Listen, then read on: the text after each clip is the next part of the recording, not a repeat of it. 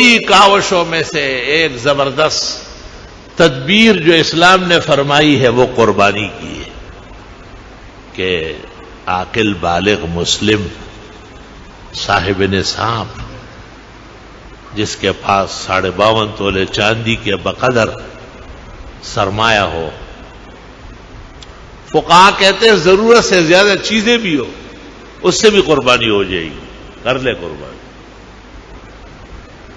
اگر چولہا ایک ہے اور مالک و مختار گھر کا ایک ہے تو ایک ہی قربانی کافی ہے، اور اگر سب کمانے والے ہیں اور سب اپنی اپنی حیثیتوں کے مالک ہیں تو علی کل فرد ہونا چاہیے، والفتوی علی قول الصاحبین۔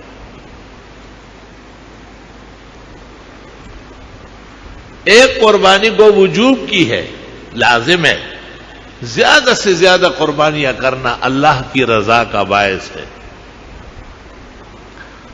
خوشگوار لوگ، باقسمت لوگ اپنے چھوٹے چھوٹے بچوں کی طرف سے بھی کرتے ہیں کہ یہ بھی خیر و عنایت کے مستحق ہو جائے، گزرے ہوئے بزرگوں کی طرف سے کرتے ہیں، اللہ اکبر، یہ میری امی کا ہے، یہ میرے ابو کی ہے، یہ میرے دادا کی ہے، ہمارے گھر بزرگ رہے ان کی طرف سے، ایک شان و شوکت ہے قربانی کی۔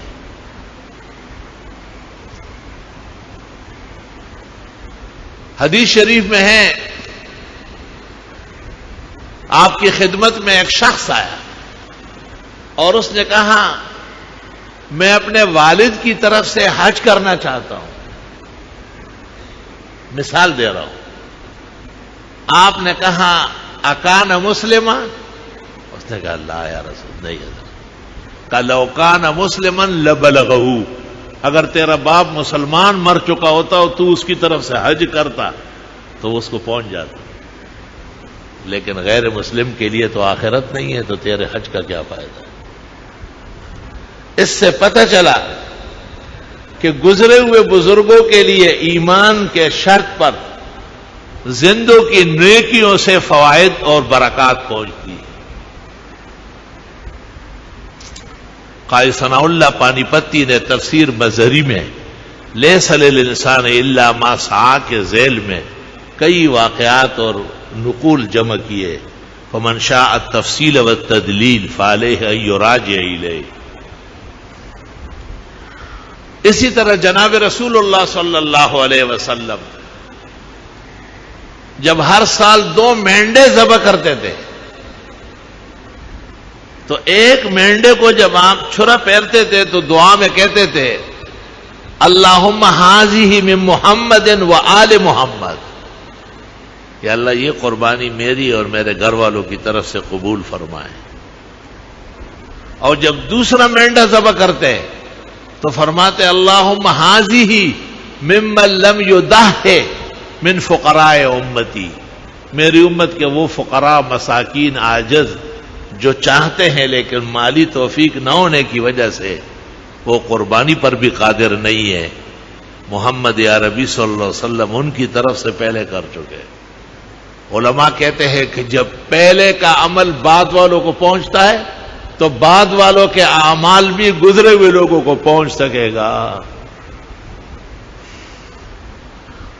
قربانی شوق و ذوق سے، عبادت سمجھ کر، رسم اور صرف الزام سمجھ کر، اکراہ نہیں، قربانی حلال طریقوں سے سنتوں کے مطابق ہر آن ہر گھڑی۔ حدیث میں ہے استشرف العین، آنکھیں بھی دیکھو صحیح ہونا چاہیے، والاذن، کان بھی صحیح ہونا۔ فقہاء نے اس سے مسائل نکالے کہ 1/4 سے کم عیب ہو تو معاف ہے۔ ولنا فیہ کلام فی احسن المناسک۔ اس طرح سینگ، تن، تمام اعضاء کو دیکھتے ہیں۔ ایسا کمزور جانور جو برا لگتا ہو منع ہے، مکروہ ہے، اور ایسا اپاہج جو قربانگاہ نہ جا سکے اس کی قربانی نہیں ہوگی۔ قربانی کے شرائط و آداب پر مشتمل اس عاجز کی ایک کتاب شائع ہے احسن المناسک کے نام سے۔ آج کل عزیزی ہمایوں مغل احسنی نے قربانی کے 100 مسائل کے نام سے اس کو شائع کیا ہے، چھوٹا پمفلٹ ہے، وہ جمعے کے بعد لے لے۔ اور ابھی جو ہمارا ماہنامہ شائع ہوا اس میں حج کے تمام مسائل و تفصیلات جہاں تک مجھے اطلاع تھی اور میں نے ضروری سمجھا، عاجز اور فقیر نے پورے دلائل تفصیلات نقل کی. اسی طرح قربانی کے مسائل بھی اس میں تقریباً پورے آ گئے. اللہ تعالیٰ ایمان و اعمال سلامت رکھے، رنج اور غم صدمے اور پریشانیاں دور فرمائے. حج پر جانے والوں کے حج عمرہ و حاضری حرمین، اور عاجز اور فقراء اور پیچھے رہنے والوں کی قربانیاں اور ایام عید کی خوشیاں حق تعالیٰ سنتوں کے احیاء و جلا کے ساتھ خوب خوب مبارک فرمائے. وبہذا القدر نکتفی اليوم وللہ الحمد اولا وآخرہ وآخر دعوانا